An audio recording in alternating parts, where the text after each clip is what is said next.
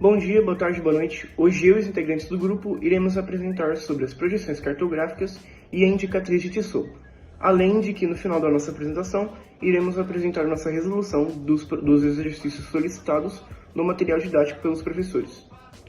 E bom, antes de começarmos a falar sobre indicatriz de Tissot, é importante nós entendermos o que são as projeções cartográficas. E as projeções cartográficas são nada mais nada menos do que formas de representar a superfície esférica da Terra em um plano, como por exemplo um mapa. Como o planeta Terra ele é redondo, é impossível fazer essa representação sem causar alguns tipos de distorções. Por isso, nas projeções cartográficas, elas buscam equilibrar ou preservar certas características, como por exemplo forma, área ou distância, dependendo da finalidade do seu mapa.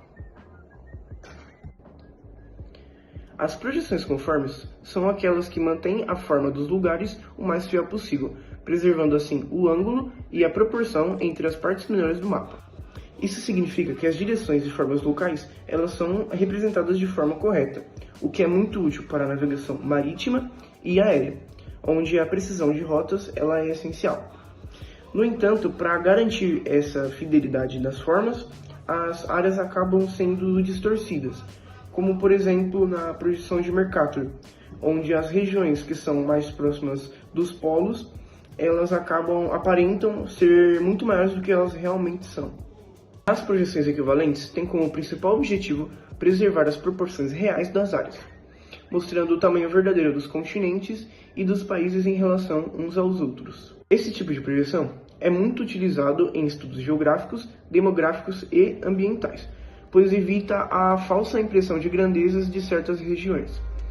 No entanto, para conservar as áreas, as formas elas acabam sendo distorcidas, especialmente na borda dos mapas. Por outro lado, as projeções equidistantes buscam preservar as distâncias a partir de um ponto central ou de linhas específicas.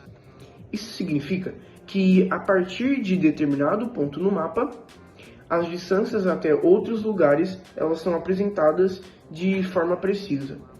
Embora distorçam formas e áreas, elas são extremamente úteis para finalidades práticas, como mapas de transporte aéreo, comunicações via satélites e até para cálculos de alcance militar. Bom dia, meu nome é Roger, eu sou o número 30 e hoje eu basicamente vou explicar para vocês o que seria a indicatriz Tissot e suas aplicações nas projeções cartográficas. A indicatriz Tissot é uma ferramenta que mostra as distorções que ocorrem quando representamos a superfície curva da Terra em um plano, ou seja, ela usa pequenos círculos imaginários desenhados sobre o globo, que ao serem projetados no mapa se transformam em eclipse. A forma e o tamanho dos eclipses indicam o tipo de grau de deformação, seja área, forma, distância, direção e entre outros. Ela ajuda bastante a indicatriz Tissot a ajudar a entender visualmente como cada projeção altera a realidade e auxiliando na escolha das demais adequadas para a finalidade. Ou seja, ela te ajuda a escolher a que é mais adequada para o seu projeto e para qual você quer atender a esse tipo de requisito. Bom, com essas informações cartográficas, consegue escolher o tipo de projeção mais adequada para cada finalidade. Se o objetivo é representar uma área de precisão, use basicamente a projeção equivalente. Se a prioridade for manter as formas, use a projeção conforme e sucessivamente.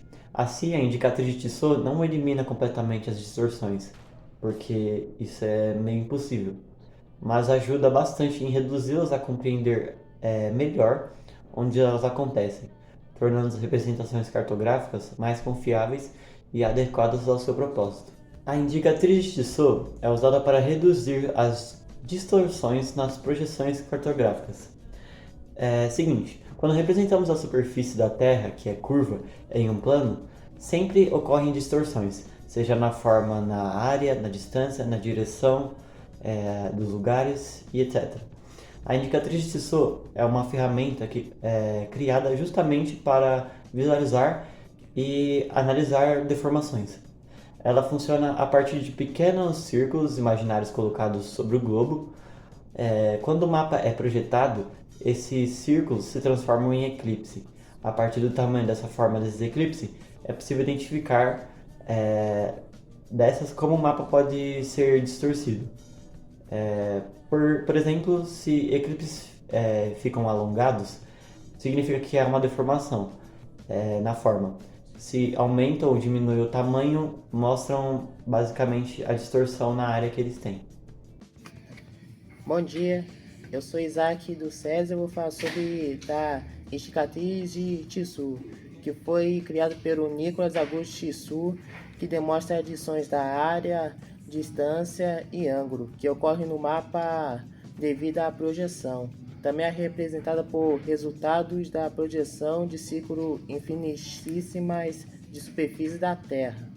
E a função é visualizar e medir as distorções em projeções cartográficas.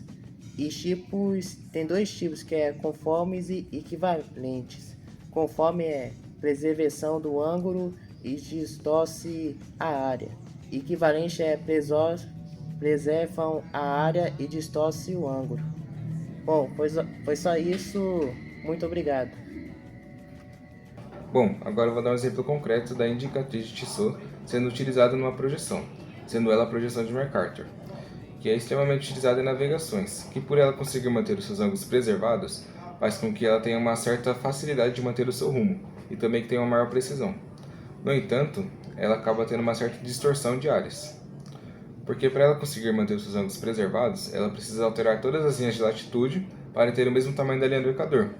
Isso faz com que todas as indicatrizes, que são círculos vermelhos, eles vão aumentando de forma gradualmente quanto mais distante da linha do Equador.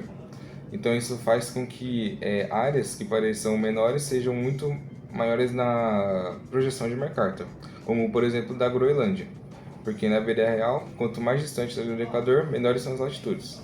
Então acaba tendo essa certa diferença. Agora eu vou resolver algumas questões do material didático, que é da página 251, questão 19. Basicamente, na questão pede para a gente analisar algumas projeções cartográficas sob ótica da indicatriz de Tissot.